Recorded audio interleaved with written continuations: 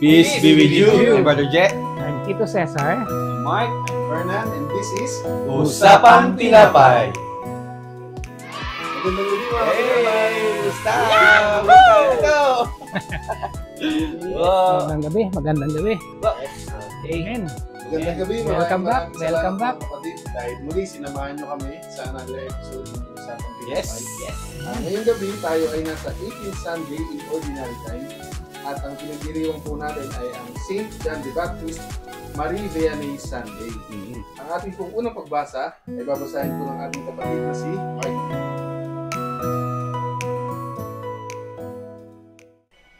Okay, so unang pagbasa. Pagbasa mula sa aklat ng mga ngaral. Walang kabuluhan, walang halaga ang lahat ng bagay, sinabi ng mga ngaral. Lahat ng ginawa ng tao'y pinamuhunan niya ng karunungan, kaalaman, at kakayahan. Ngunit, pagdating ng araw, ay maiiwan lamang sa susunod sa kanya. Ito may walang kabuluhan, anuman ang gawin ng tao ay nagdudulot ng kabiguan at sakit ng kalooban. Anumang gawin ng tao ay nadudulot sa kanya ng balisa at hinanakit. May mga gabi pang hindi siya makatulog sa pag-iisip. Ito man ay walang kabuluhan. Ang salita ng Diyos. Salamat sa Diyos. Okay, so Tito, doon sa unang pagbasa natin, may binanggit dito na puro walang kabuluhan yung nabasa ko dito kanina. Ito, ano po yung ibig sabihin nito? Ano po yung mensahe nito sa atin? Napakaganda nung looking at it, sinasabi dito sa first reading natin na napaka-busy ng tao. Yes, okay. Napaka-busy in the sense na sinasabi dito, lahat ng pinagpaguran, okay? Lahat ng pinamuhunan. So, syempre, pagka busy tayo, namumuhunan tayo ng lakas. Mamumuhunan ka ng talino, no? Mamumuhunan ka ng time, no? Pero nagugulat ako dahil sinasabi dito walang kabuluhan, no? Bakit kaya sinasabi ng first reading na lahat ng pinagpaguran mo, lahat ng pinaghirapan mo, ginamitan mo ng lakas, ginamitan mo na ng talino, pero walang kabuluhan. Siguro ang isang ano rito is maaring tayo bilang ordinaryong tao, we tend to do a lot of things. Marami tayong gustong gawin, no? Marami tayong gustong ma-achieve. Busy tayo. We try to invest time, no? Ang tanong, para saan? Yun yung yung itinanong dito sa dulo nung first reading. Para saan yung pinagpaguran mo? Para saan yung pinagpuyatan mo? Diba? Ito ba ay para sa pamilya mo? Ito ba ay para sa ikagaganda ng buhay mo? Ito ba ay sa ikayayaman mo? Para saan? So there is a very big question sa mga ginagawa natin everyday. Makabuluhan o hindi, ang tanong, para saan? Diba? Para saan? Ngayon, hindi ko muna sasagutin kung para saan. Kasi sa second reading, doon sasabihin ang mensahe. Na mga pinagpaguran natin. So baka sa second reading, ma-realize natin na mali pala yung mali pala yung pinagpapaguran ko. Mali pala yung pinupuntahan ko. So, puntahan natin sa second reading mamaya, makikita natin ang lakas mo, ang trabaho mo, para saan. Amen. Okay, no, so mamaya malalaman natin yung purpose. Suspense. Suspense. Dito. Amen. Amen. Praise God. Amen.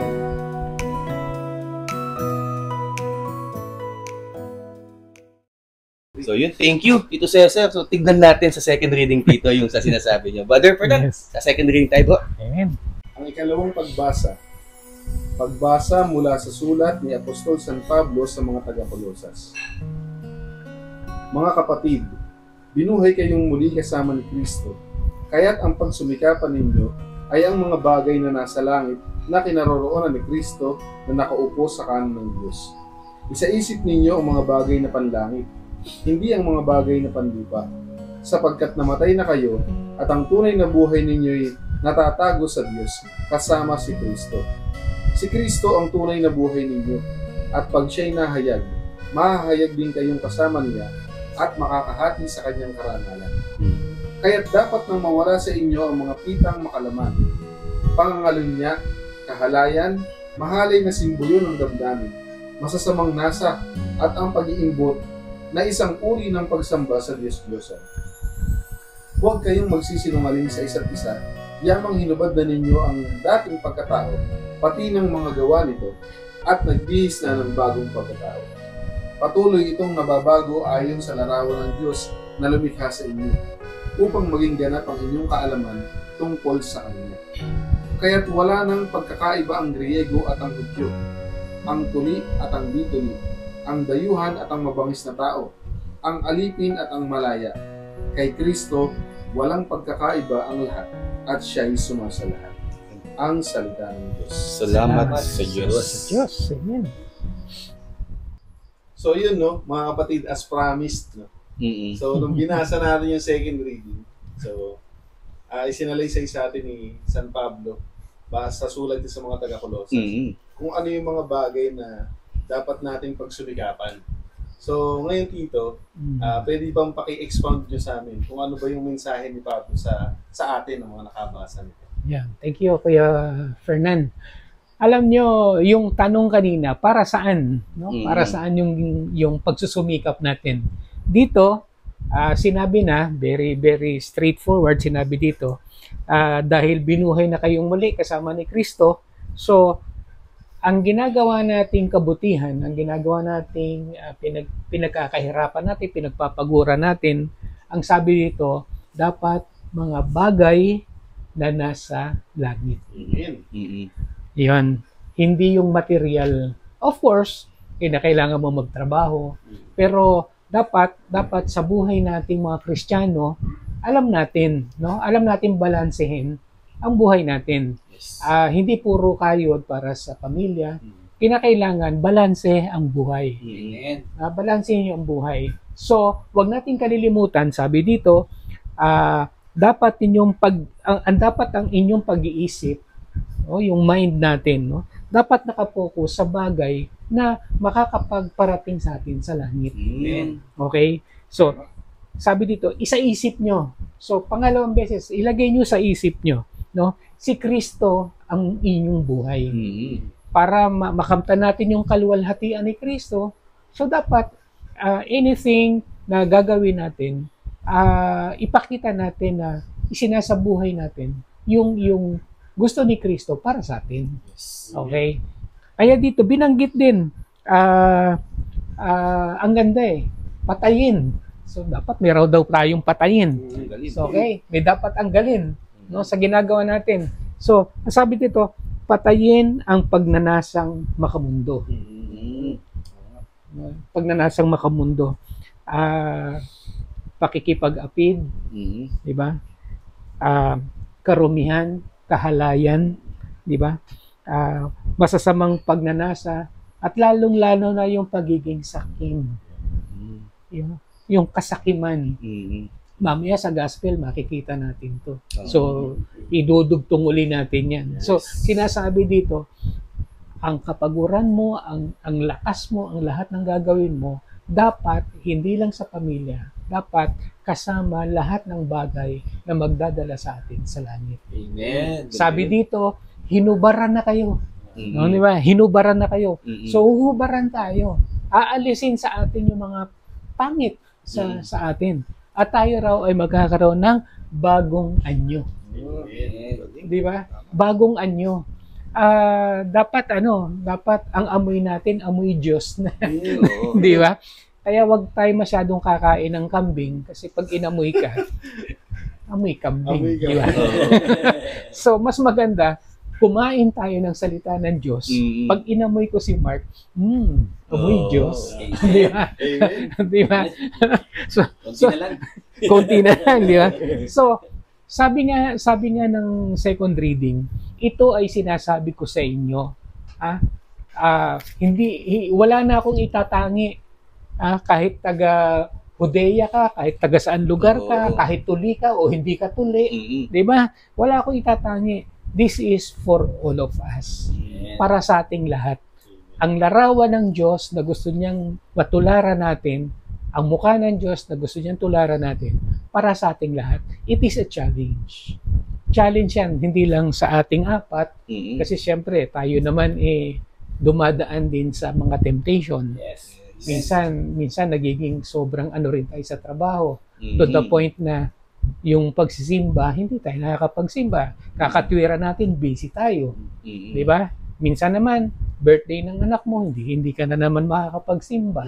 So, small things, nakikita ng Diyos yan. Nakikita ng Diyos yan.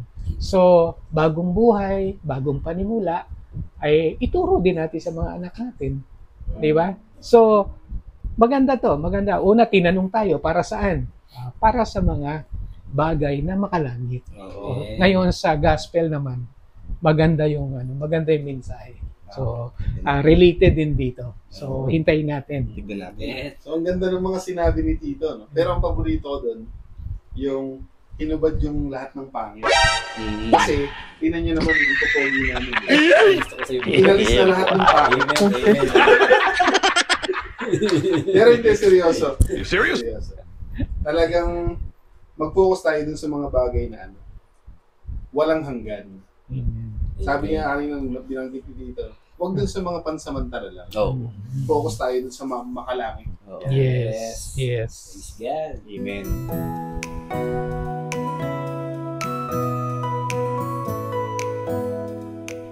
Okay, so nabasa natin yung first reading. Kitang-kita mo yung connection sa second reading. Ngayon naman, dadako tayo sa gospel. Nababasahin ni Brother Gerald. Amen. Thank you, Bro Mark.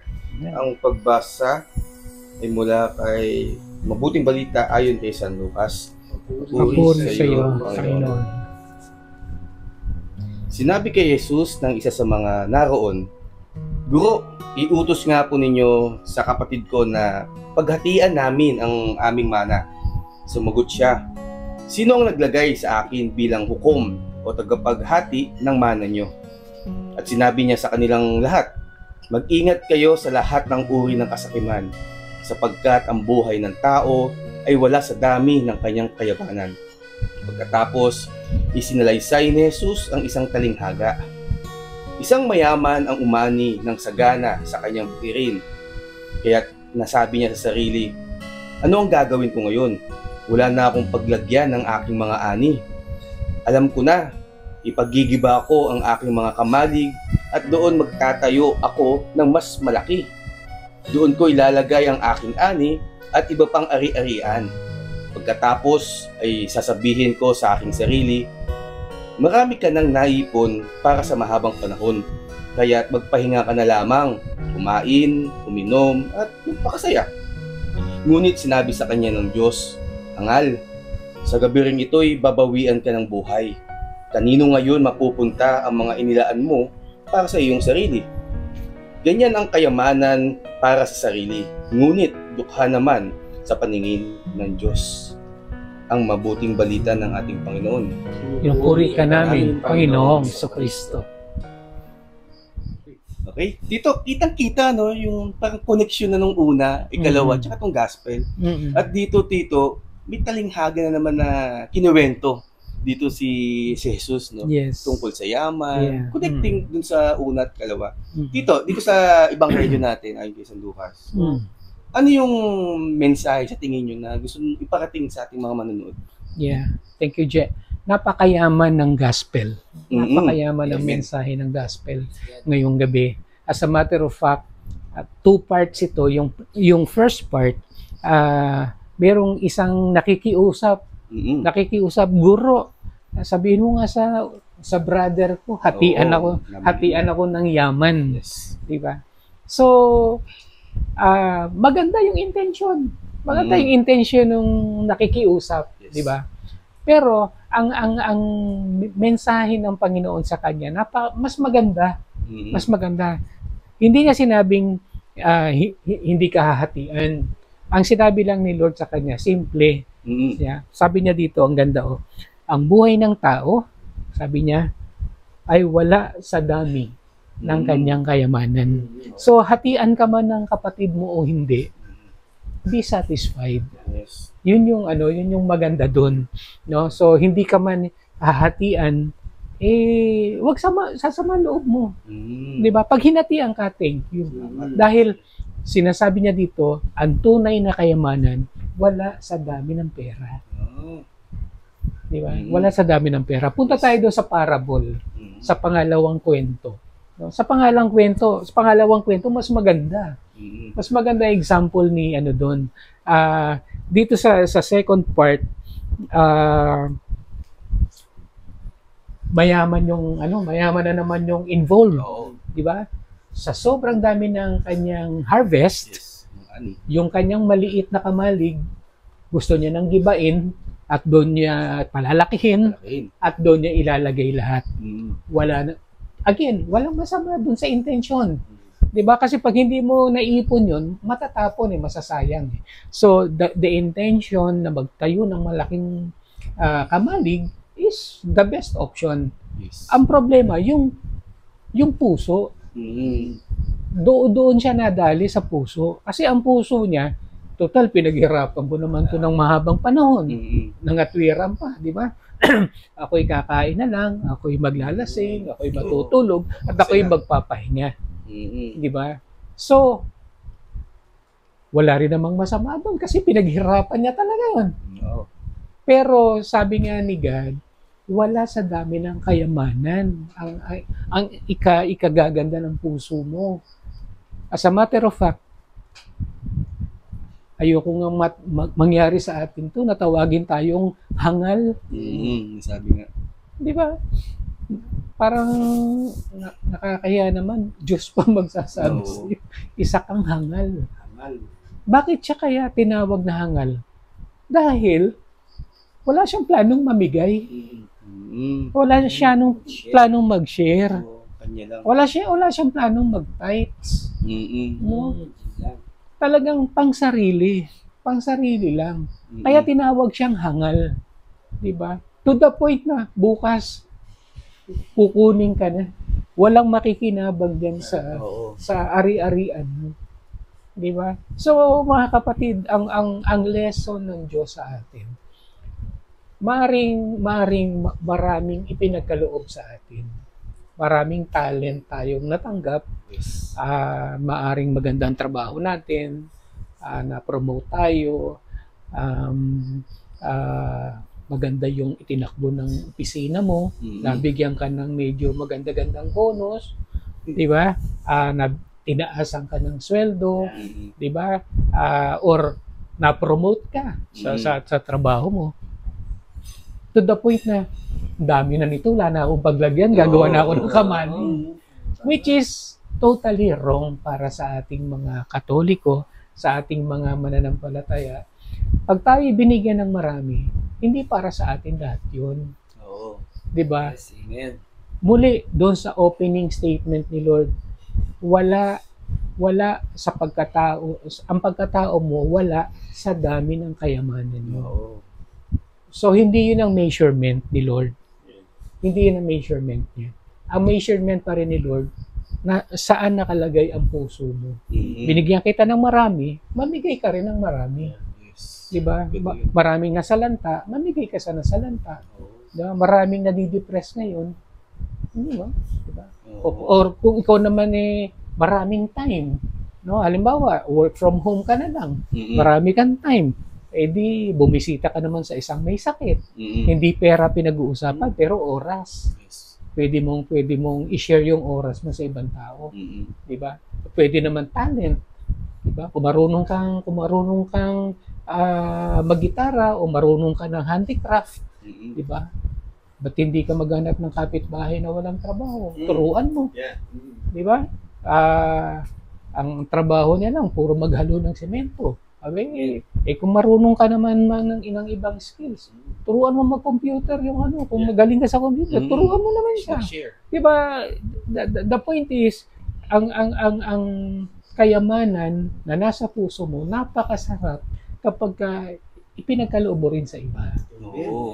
Wag nating sarilinin. Yun yung central message nung gospel. Ang kayamanan ay wala sa dami ng pera. Yes. Diba? Amen. Amen. Amen. Yun nga, Tito, nabanggit nga sa pinaka-last part ng gospel na mayaman ka nga sa sarili mo, pero sa mata ng Diyos, dukha ka. Yes. Kasi nag-impok ka dito sa lupa habang ikay nabubuhay. Pero di ba nabanggit nga ni Jesus, no? Kaya nga nasabihan ni Jesus na gano'n na hangal ka. Kasi kung mamatay ka ngayon, hindi mo na madadala yung mga inimpok mo dyan sa kamalig na pinatayo mo na pagkalaki-laki. Pero sa mata ng Diyos, dukha ka pala. Yep. Amen.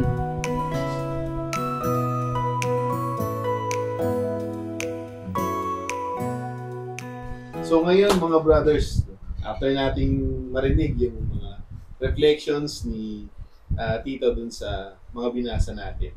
Ngayon dako naman tayo dun sa connection ng mga binasa natin. Tito Cesar, so ano naman po yung pinaka-central message nitong mga binasa natin ngayong gabi? Yan. Actually, ang central message natin ngayong gabi talagang lumulutang. Lumulutang dahil sa first reading, pinapakita doon na walang problema, walang masama kung magsisipag tayo. Magsumikap tayo, okay yan. Yes. Sa second reading, ikinonect ngayon. Yung pagsusumikap mo, wag mong sayangin sa ordinaryong bagay. Yung pagsisikap mo, gawin mo para sa ikabubuti ng kaluluwa mo. So sabi doon, mag-ipon ka ng kayamanan, hindi dito sa lupa. Doon ka mag-ipon ng kayamanan sa langit. Kaya nga pagdating tong sa gospel naman, ang ganda rin ng sinabi. No? Sa una, magsumikap ka, yung sumikapan mo, dapat makalangit. At sa pangatlo, ang sinasabi dito, lahat nung naipon mo, huwag mong sarilinin. Di ba? Magsumikap, mag-ipon ng mga bagay na para sa langit, at pag yung naipon na yun, ipamahagi mo sa mga kapatid mo. At tulad nung ginagawa natin, tayo, pinipilit nating mag-aral ng Bible. Pinipilit nating magbasa ng salita ng Diyos. Huwag sana tayo mapagod dun.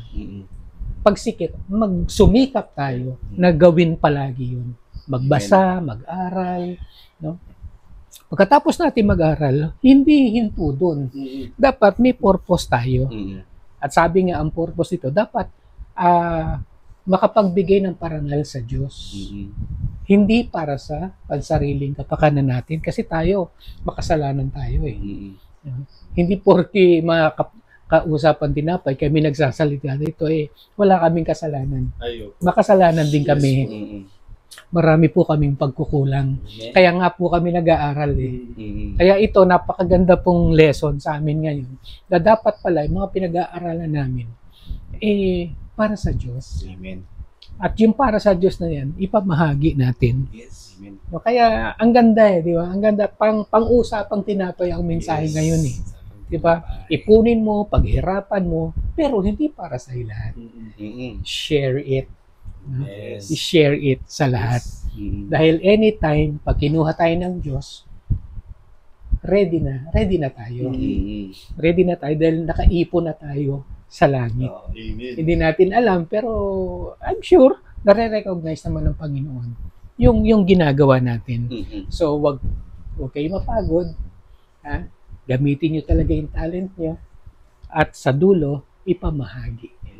Huwag tayong maging sakim. Sa pera, sa salita ng Diyos. Huwag tayong sakim sa kabutihan. Di ba? Kailangan makarating sa lahat. Tuliman o hindi. Di ba? Taga saan man siya. Huwag tayong mamimili. Kapitbahay, kapatid, kaaway, love your enemies nga di ba? So wala tayong pipiliin. Dahil ang Panginoon, pantay-pantay talaga yan. Amen. Oo. So, kung meron kang naiipon ngayon, hindi yan para sa atin.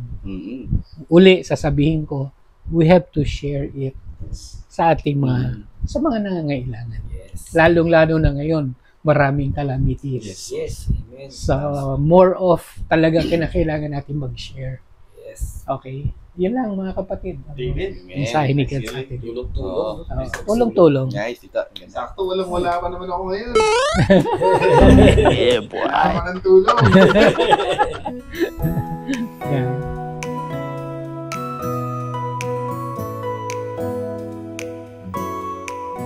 So yun ang ganda, no? Ang ganda ng message Oo. na nakuha natin.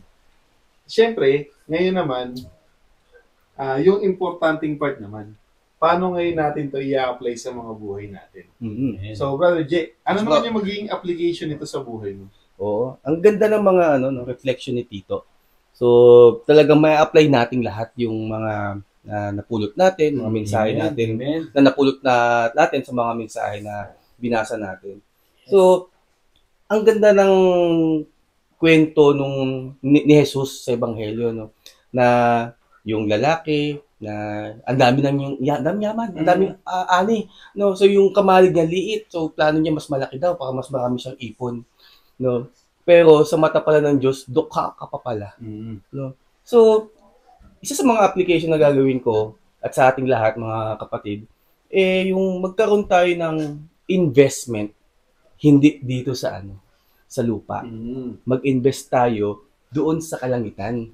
Oo, doon tayo magpayaman sa langit, hindi dito kasi sabi nga ni Jesus, no, hindi natin madadala yung yaman natin pag nasa langit tayo No, kumbaga doon tayo maghanap o mag-invest sa langit. So doon talaga yung kaharian So may sarili tayong kastilyo doon, may sarili tayong farm, no. So, paano tayo may sasakyan, sabi mo, Ferrari ka mo, no? So, dapat dito pa lang pala, gumagawa na tayo ng maganda. No? So, paano tayo gagawa ng maganda? So, ako, gagawin ko, nasabi dun nga sa ikalawang pagbasa na tanggalin yung mga pangit. Oo, kasi, isa sa mga requirements yun tanggalin yung mga pangit sa sarili natin, yung mga pagnanasa, yung mga matataas na posisyon, paghahangad. Di ba Kasi yung pala hindi pwede sa langit 'yon. Kumbaga sa langit kasi kabutihan lang ang meron doon hindi yung mga pagnanasa, paghahangad, pansariling kagustuhan. O katulad ngayon, nasabi nga ni Tito Cesar na sa panahon ngayon, ang dami na salanta. No. May pera ka man o kung wala ka man pera, ano yung pwede nating i-share sa mga kapatid natin sa nagdaang mga kalamidad. Effort, yan talaga. Especially yung panalangin. No, yung panalangin talaga, yan yung makakatulong sa mga kapatid natin sa nangyayari ngayong kalamidad na ito. No? Kasi yung panalangin, napakatibay din yan. Pero ang panalangin na gagawin ko is yung may kaakibat na aksyon o tulong. So, hindi lang yung halimbawa, for example, may makita ko na mga bata sa lansangan na nangihingi ng limos, no? So, sabihin ko lang na pagdadasal na lang kita. So, paano yung mag-work yung dasal mo kung di ka gagawa ng aksyon? So, for example, bigyan natin siya ng pwedeng makain. So, kung ano yung meron tayo, di ba? Pagkain, inumin, no? So, dapat gawan natin ng aksyon. Gagawan ko ng aksyon yung kung ano man yung dinadasal ko sa mga pinipipoy ko. Amen. Yun para sa akin, mga Nice. kaibigan. Amen. Amen. Yes, bro. Amen. So, yun, no? Para sa iyo naman, Brother Mark, so paano mo siya ma-apply? Okay, so, binanggit sa lahat ng readings natin na dapat yung ginagawa mo dito sa lupa ay yung makakatulong sa iyo para makarating ka ng langit. So, Tama. Ngayon, sabi magsumikap. No? Magsumikap. Ibig sabihin, kailangan maging masipag ka. Kailangan mo magtrabaho mabuti. Kailangan wala kang inaaksayang oras. Ngayon, paano mo yung gagawing holy? Paano natin gagawing holy yung mga trabaho natin? Isipin natin, kailangan natin isipin na yung lahat ng ginagawa natin para sa Diyos. Amen. halimbawa, may boss tayo. Kaya lahat naman tayo may mga boss sa mga trabaho natin. Kasi minsan, ang iniisip natin, kailangan ko ma-please yung boss ko. Kailangan kong galingan para sa boss ko. Walang problema doon. Walang problema doon. Kasi para sa trabaho mo yun. Pero ang sikreto, para mas galingan mo pa sa trabaho, ang isipin mo, ang boss mo, ay ang ating Panginoon. Yeah. Kasi pag inisip mong ang boss mo ay ang iyong Panginoon, grabe yung magiging performance mo nun. Kasi, Diyos yung paglilingkuran mo eh. Hindi ka basta maglilingkod sa ordinaryong tao. Ilalabas mo yung lahat ng kagalingan mo, ibubuhos mo yung effort mo, kasi nga, iisipin mo na ito gagawin ko para sa Panginoon. Yeah. Para siya yung i-please. Gagalingan ko to kasi yung boss ko, si Jesus Christ, ito ang ine-expect sa akin na maging outcome ko. At ayoko siyang ma-disappoint. Kasi Panginoon siya. So, hindi pwedeng maging relax lang yung trabaho mo. Hindi pwedeng, pwede na to. Kaya Diyos yung boss mo. Hindi pwede na to. Dapat, lagi siyang 100%. No? Hindi pwedeng 50%. Okay na yan. Tutulog muna ako. Kasi pagod na ako. Pwede na siguro. Ihahabol ko na lang bukas. May konti pa naman akong oras bukas. Hindi. Hanggat kaya mong tapusin yung trabaho, mas matutuwa yung Panginoon. Amen. So, kailangan yung performance mo maging exceptional. Hindi siya dapat maging average lang. Kasi ang pinaglilingkuran mo ay ang Panginoon na sobrang galing, sobrang powerful. At ang Panginoon naman, hindi ka naman yan papabayaan. Ibibigay niya lahat ng kailangan mo para sa trabaho mo. Especially para sa service. Yung mga trabahong para sa Kanya talaga. Yung pagbimisyon, no, yung pagtulong mo sa pagtulong natin sa mahihirap, kailangan magaling yun. Gaya ng sabi ayun sa mga binasa natin. Kailangan marunong tayong mag-share. No? Nagsusumikap tayo hindi para sa sarili natin, kundi para sa ibang tao, para makatulong sa kanila. Hindi lang sa gawa, hindi lang sa mga financial, most especially yung salita ng Diyos. Na kailangan nilang madinig din, na kailangan din nilang matutunan, na kailangan din nilang mabago yung buhay nila dahil sa mga salita ng Diyos na yun. Na alam nating makakatulong din para makarating sila sa langit. Kasi yun yung goal. Na hindi lang ikaw yung makarating sa langit, kundi pati yung mga kapatid nating kasama natin dito sa langit. At sana ma-experience na nating lahat yung langit kahit nandito pa lang tayo sa lupa. Kasi andito ka. Kasi andito tayo. Na pagkasama kasama nila tayo, na-experience na rin yung langit. Kasi ang boss mo ay ang Panginoon. Yun po yun sa akin. Amen. Amen. Thank you. Okay, so nasabi na namin ni Gerald kung paano natin may apply yung mga natutunan natin ngayong gabi na to. So, ikaw naman, Brother Fernan, paano mo ba ito ma-apply sa ating buhay? Ako, naalala ko yung laging sinasabi dun ng mga kabataan. Yung naririnig ko, life goals. Yan, O di kaya sabihin nila, mindset lang yan. Yung mga ganun. So, naisip ko, napakaganda na maging life goal to at maging mindset to. Una, mindset. Kailangan, yung takbo ng isip natin, baguhin natin. Kasi doon yun yung tinatawag ng Panginoon na gawin natin sa buhay natin. Baguhin po natin yung pananaw po natin sa mundo. Kasi bata pa lang tayo, tinraining na tayo ng mundo na to na makita natin ang mundo base sa mata ng kaaway. So, kailangan baguhin natin yung pananaw natin sa mundo na hindi tayo nabubuhay para sa mundong ito. Nabubuhay tayo para sa eternal life. Amen. Paulit-ulit natin siyang nabanggit kanina. Nire-reiterate po talaga ng mga readings natin na we should focus on the eternal and not the temporal. Kasi nga, natatapos, naaagnas, nasisira, nawawasak yung mga bagay na nasa mundo. Pero yung nasa langit, walang hanggan, Mm-mm. palaging maganda, maluwalhati, mapayapa. So, ang mindset natin, kailangan natin baguhin. Oo. Focus tayo sa importante. Life goals, no? Siyempre, ang life goals natin, mapunta sa langit. Amen. Kasi pag ang naging life goal natin, yumaman dito sa lupa, Talagang maraming pera. kagaya nga ng nabanggit kanina ni Brother Jake, ni Tito Cesar, tayo ay magiging mahirap sa mata ng ating Panginoon. Mm-mm. Dukha ka. At ikaw ay hangal. Mm-mm. Ang pangit naman nun. Hangal daw. Ang sabi nga ni Tito, no, ang sakit. No? Si Lord pa yung magsasabi sa'yo na hangal ka. Mm-mm. Ibig sabihin lang nito mga kapatid, buksan po natin ang ating mga isip, linisin po natin ang ating mga puso. Unawain natin yung mensahe ng Panginoon na kahit mahirap siyang sundin, tanggapin na natin na ito ay yung tamang gawin. Amen. Yes. Ang linaw na nga, no? Yung sinabi ni Lord, di ba? Pahalagahan mo yung kapwa mo bago yung sarili mo. Huwag kang madamot. Mm. No? Hindi ka nagsusumikap para kainin mo lahat yun. Kaya ka nagsusumikap para mas marami kang matulungan. Mm-mm. Yes. Kaya ka nagpapayaman, hindi para makapagpatayo ng mga bagay na hindi mo naman kayang sapahin lahat. Kagaya nung magpapagawa ng mas malaking kamali. Alam niyo po, ganito tayong mga tao eh. Pag nagkaroon tayo ng extra pera, bigla tayo nakakaisip ng bagay na hindi natin kailangan bilhin. Parang bilang one day millionaire agad tayo. Oo. Ako po, personally, no? Personally, Parehas tayo. guilty po ako dyan. Ano?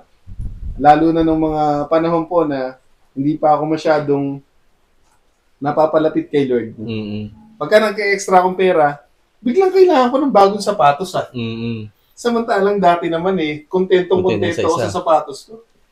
Hindi po yun yung una ko naiisip, yung tumulong sa kapwa. Hindi po. Kaya nga po, napakabuti ng Panginoon. Ang dami niyang bili na iniwan sa atin. Para liwanagin po yung mga isip natin. Kailangan lang po, tanggapin na natin na iyon po yung katotohanan at iyon po yung pangangailangan natin. Huwag nating labanan yung wisdom ng ating Panginoon. Kasi maliligaw po tayo for sure. Pag ang sinunod po natin, sarili natin. Tama. So, ulitin ko po, no? Mindset, tsaka life goals. Nice. Po. Amen. Yan. Wow. Nice po. Amen. Good. Life goals. So, ito na mga kapatid. No? Mm-mm. Narinig nyo na po yung mga application namin. Ngayon naman po, pakinggan natin yung application syempre ni Tito Cesar. Yes. Okay, thank you. Mga kapatid, alam nyo, habang pinakikinggan ko silang tatlo, yung mga goals nila, hindi mo sasabihin madaling gawin. Mm-mm. Amen. Okay. Lahat tayo may kanya-kanyang may kanya-kanyang weaknesses eh. No? Hindi gustuhin mong magpakabait pero minsan ang daming sagabal, di ba? Pero ang punto dito na nakikita ko kung sa pagbabago lalo na sa sarili ko, kung meron akong gustong baguhin na tingin ko hindi maganda sa mata ng Diyos, kailangan aminin ko muna na hindi pa huli ang lahat. Amen. Di ba? May pagkakataon pa. Yes. Kumbaga, hindi pa last 2 minutes. Yes. So, kung meron akong gustong baguhin, marami. Hindi ko na lang maisa-isa sa inyo. No? Mm-mm. Yung goals ko na gusto kong baguhin sa sarili ko. Pero kung tayo, ang una kasing kailangan, yung willingness. Alam yung willingness natin na, oo nga, no, mali pala tong diskarte ko na to. Dito pala, kulang pala ako dito. Mm-mm. Ako, ang gusto kong gawing first step, aminin ko muna na, mali yung ginagawa ko. Yes. Mm-mm. Yeah. Nakakayamang sabihin sa inyo, siyempre, hindi naman ako perfecto. Marami rin akong mali. Mm-mm. So, ngayong gabi, as we analyze yung salita ng Diyos, siguro mamaya bago ko matulog, iisipin ko ulit, ano nga ba yung mga dapat kong hubarin? Mm-mm. Ano pa ba yung mga mali na kasi tao tayo, we tend to commit mistakes talaga. Yes. Amen. Sana bigyan ako ng lakas ng loob ng Diyos na tanggapin ko na Wag ba akong mga tuwiran? Yan. Yung kakatwiran, hindi. Siya mali, hindi naman ako. Di ba? Dapat siguro dumating na ako sa punto na tanggapin ko na ang ginagawa ko mali. Yes. Tapos from there, siguro, ang application ko dyan, umpisahan ko ng kahit mahirap, itutuwid ko na. Di ba? Lahat tayo dadaan dyan. Lahat tayo dadaan dyan. Madaling sabihin, mahirap gawin. Mahirap talagang gawin. Kung hindi mo lalawakan ng pagmamahal mo sa Diyos, hindi natin magagawa lahat yan eh. Hindi natin kayang gawin yan. Kinakailangan siguro, una, magpakumbaba tayo. No? Kung mali ako, talagang mali. Lord, sorry. Sorry talaga, Lord. Minsan, may mga kasalanan na hindi mo na ipapaalam sa brother mo. Pero in the eyes of God, aminin mo. Yes. Aminin natin, Lord, nagkamali ako dito. Yes. No? Tulungan mo naman ako na unti-unti ko itong mai-correct. Yes. Diba? Amen. Pag na-correct ko, madali mong maramdaman na tumatama yung decision eh. No? Ako nararamdaman ko pagka tumatama yung decision, parang masaya ang pakiramdam ko, parang maluwag ang yung appreciation ko sa buhay. Dahil napapansin mo, nakakatulong pala ako. Kasi may nagpasalamat sa akin. Hindi ko alam na nagulat na lang ako, nagpasalamat sa akin. Yung bang gano'n na, hindi tayo nag-e-expect ng thank you. Yes. Hindi ako nag-e-expect ng pasasalamat. Ang lang is naramdaman ko mayroon pala siyang need. Hindi ko napapaalam sa inyo. Iaabot ko na lang ng pasimple sa kanya. Brad, baka makakatulong sa ito. Ganun lang, no? Kasi mahirap kasing ang pagtulong natin, binobroadcast na natin, nagpapapicture pa tayo. Di ba? Mag-aabot kang gano'n, Brad, picture mo na. Kasi popost mo pa sa social media. Hindi yun na ang pagtulong na, tingin ko hindi yun ang pagtulong na hinahanap ng Diyos sa atin. When we do something good, do it in secret. No? Kasi do it in private. Kasi sabi nga, pag nalaman nabasa ko pag nalaman ng kaliwang kamay mo, ang ginagawa ng kanan na kamay mo, wala kang naipon sa langit. Nakuha mo na yung biyaya. Nakuha mo na yung biyaya kasi naipagmalaki mo eh. So kung gagawa man tayo ng kabutihan, kung gagawa naman ako, mas mabuti pa siguro tutulong ako sa simbahan, tutulong ako sa isang taong nasalanta. Hindi ko na sasabihin sa inyo na, nagbigay akong 2,000 doon, nagbigay akong 3,000 dito, nagbigay akong gano'n. Hindi na siguro. Immaterial na yung amount. Yes. Mas maganda nga siguro, pag tumulong tayo, huwag na nating hintayin humingi yung kapatid natin. Huwag na nating hintayin. Tayo na mismo, maramdaman natin na kapatid ko nangangailangan na. Di ba? Kahit 1 kilong bigas, kapatid, ikalahating kilo tayo. May parang ganon, di ba? Dumadating sa punto na ganon. Minsan kasi wala ka rin. Okay sana kung marami ka, madali eh. Pero kung wala pa rin, okay lang din. Basta maramdaman lang niya na na hindi siya nag-iisa. Amen. No? Yes. Mahirap ipaliwanag pero siguro it has to start muna sa akin. Kasi pagka ayoko nung dinadaya ko yung sarili ko. Yung niloloko ko sarili ko. Bibigay ako, i-broadcast ko rin naman. Wala yun eh. Hindi yun ang tunay na humility. Ang tunay na humility na hinahanap sa atin. Kasi ang topic natin tonight, it's about holiness. Paano ka magiging banal? Diba? Talaga ang bottom line ng topic natin is about holiness. So, para ma-express natin yung holiness, kinakailangan mag-umpisa sa atin, sa puso natin. Tahimik ka lang, gumawa ka ng kabutihan sa kapwa mo, and sleep happily. Diba? Para kung kunin ka man ni God, diba? Kukunin ka man ni God nung gabi na yun, salamat Panginoon. Diba?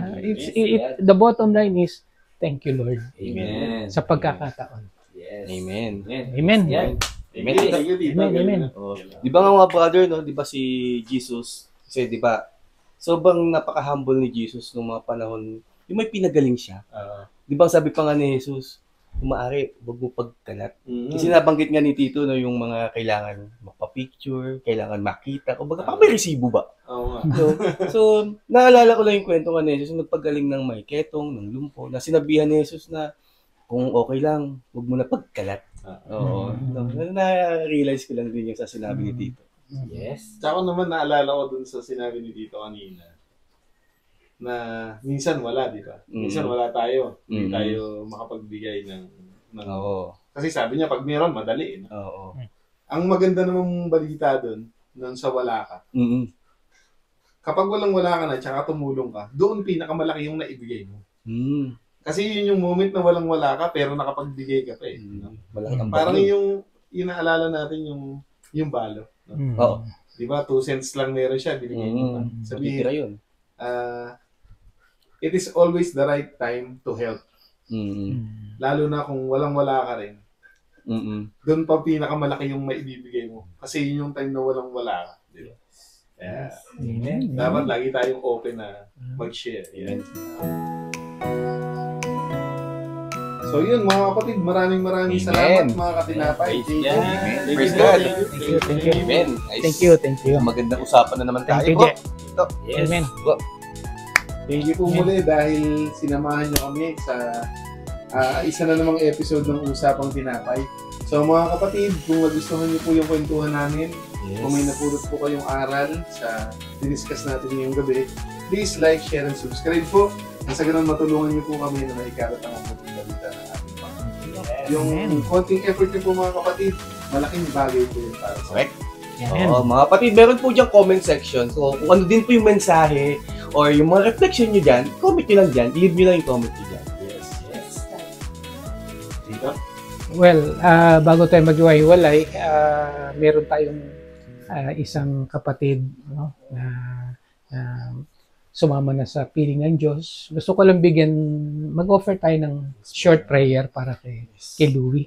So, samahan nyo kami. In the name of the Father, the Son, the Holy Spirit. Amen. Father God, ngayong gabi, papulit pasasalamat Panginoon for giving us Louie Gabriel de Castro, O Lord God. Isa siyang mabuting youth para sa aming community. Bagamat kinuha mo na siya, Panginoon, alam namin, Panginoon, that he already finished the race. At marami na po siyang nagawang kabutihan. At alam namin, Panginoon, na patatawarin mo siya, tatanggapin mo siya na maluwalhati sa iyong kaharian, Panginoon. Lord, we pray for his soul at sana, Panginoon, masaya na siya dyan, wala na siyang pain at sana ipanalangin niya rin kami mga naiwan dito sa community. So Lord, bless his name and continue, O Lord God, to give him the rest that he needs. In Jesus' name we pray. Amen.